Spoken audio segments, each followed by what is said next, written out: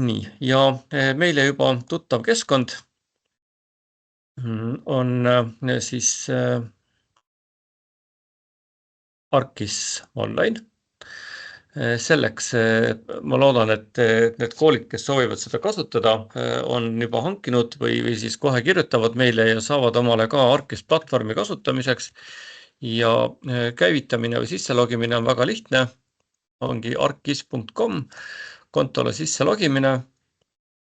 Et siin tuleb siis sidestada oma koolile antud salasõna või siis õpilasele antud, mul on ta siis antud juhul minu ettevõttes. Ning pärast sisselogimist tuleb meil ette avaleht.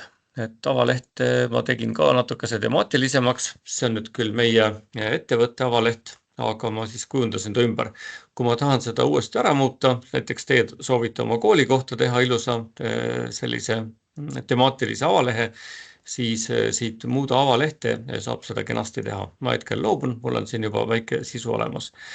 Ja siin avalehel ma tahtsin lihtsalt näidata mõningaid olulised nupud, mida tasub alati meeles pidada ja võib-olla paremini selgeks teha. Kõigepealt on siis avakuva, mis meil alati ette tuleb. Teiseks on kaartide vaade, ülevalt siin nupuke. Siis on kindlasti grupid, kus me saame tekitada siis kas ühe klassigrupi või klasside vahelisi gruppe.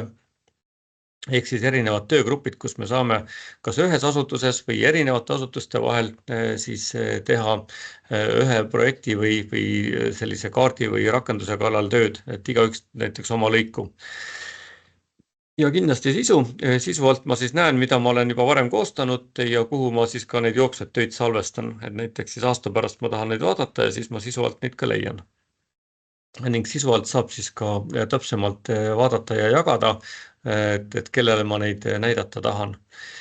Ja siis veel üks nupp, see kõige järgmine on ettevõte. See on rohkem nüüd õpetajatele ja infotehnoloogidele, et siit me saame siis luua kooli õpilastele klasside kaupa neid liikmeid ja osalejaid, et siit siis kas e-maili või konto kaudu saab siis järjest liita inimesi juurde.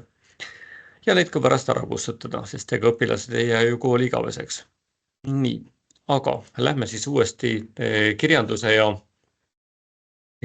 kaartide juurde ja võtame lahti siis akna nimetusega kaardid. Nii, avaneb meile kaardivaatur.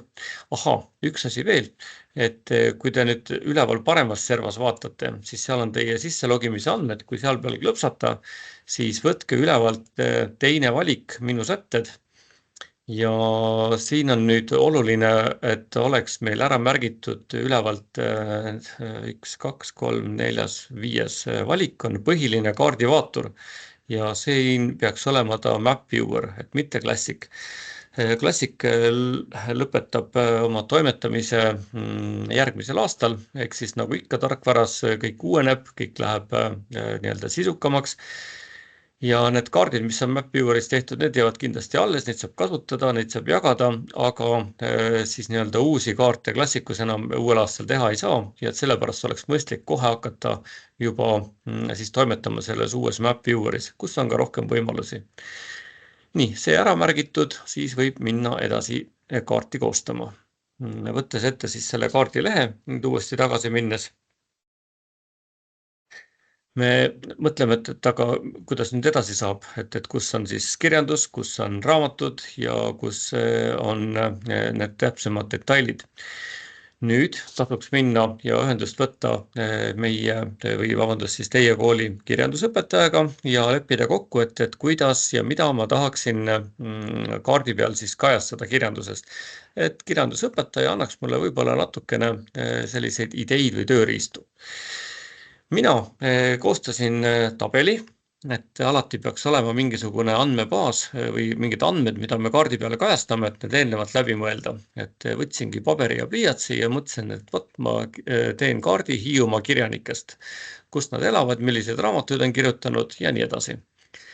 Ja leidsin isegi rohkem kui 10 kirjanikku, kellel on tugev seos Hiiumaaga, mõned on elus, mõned on juba manalateele läinud. ja siis panin nende elukohad või kus nad teadaolevalt suvitasid, siin on ka selliseid suvehiidlasi päris palju, näiteks Aino Kallas ja Ott Arder, et nemad pidevalt Hiiumaal ei elanud, aga ka kindlasti põliselanikest kirjanikke Hiiumaal. Ja üleval siis tabelitulbad on mul ära märgistatud nimi, et on ta siis kas kirjanik või luuletaja, näide loomingust, no vähemalt üks teos, siis asukoha koordinaat, mille ma kaardi pealt leidsin, ning asukoht ja asukoha kohta võib-olla mingit infot ka, et siin näiteks on Ernst Enno kohta öeldud, et ei ole teada, et ta oleks püsivalt Hiiumaal elanud, et ei olnud tal püsivat elukohta. Et küll aga on nimeline tänav ja mälestusmärk näiteks Haapsalu linnas, kus ta töötas, ja nimeline tänav on Valga linnas, kus ta elas. Et Valga linnas on ka Ernst Enno tänav 14, kus asub hoonel mälestustahvel. Aga Hiiumaal jah, kahjuks siis sellist hoonet nagu otseselt märkida ei ole, nii et Ernst Enno on mul siis kirjanik, kelle ma panin suhteliselt nii-öelda huupi keset Hiiumaad.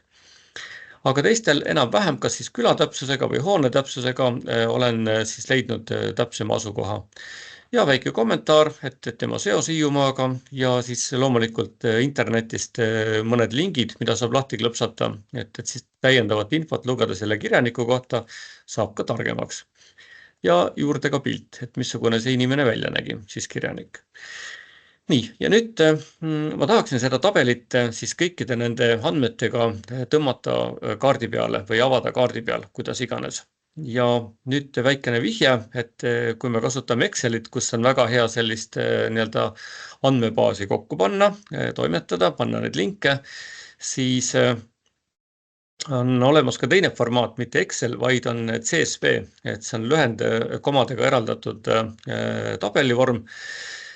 Ja seal on nüüd selline väga selge eristatud ainult tekstiline osa, ehk siis teile võrdluseks, et kui me võtame lihtsalt vihiku, kus on ainult tekst, siis see on nagu see CSV tabel, seda armastavad kõik andmebaasid, kõik geoinfosüsteemid, erinevad andmetöötlused ja siis teine variant oleks näiteks selline värviline vihik, kus on tekst, valemeid, liikuvaid pilte, kõike muud toredat, see oleks nagu siis selline suur mahukas Exceli tabel ja sellega geoinfosüsteemid saavad ka hakkama, aga CSV meeldib neile rohkem. Ja selleks on väga lihtne, et kui te olete siis emakeeleõpetajaga saanud kokku tabeli, kus teil on siis süstematiseeritult kas siis raamatud, kirjanikud, elukohad või mis iganes te tahate kujutada, võtate ülevalt faili ja märgite sinna ekspordi. Et ekspordi valik ja siis muudate ka faili tüüpi, et kui te kasutate Microsoft Office'i programmi.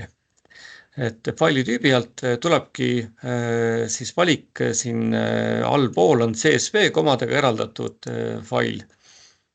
Ja siis salvestate nimega, annate talle sobiva nime, et ta pärast üles leiaksite. Mul on ta siin juba tegelikult olemas. Hiiumaa kirjanikud CSV. Ja siis üks soovitus veel, et salvestamisel siin all salvestustüüp märkige, üleval on üks selline valik, ülevalt 5 on nagu UTF-8. UTF-8 formaat võimaldab siis säilitada kõik täpitähed alles, et Eestis on õ-tähed, ööd, üüd, et siis nad kanduvad kenasti üle. Muidu võivad teinekord konverteerimisel tulla sinna mingid krõnksud ja küsimärgid.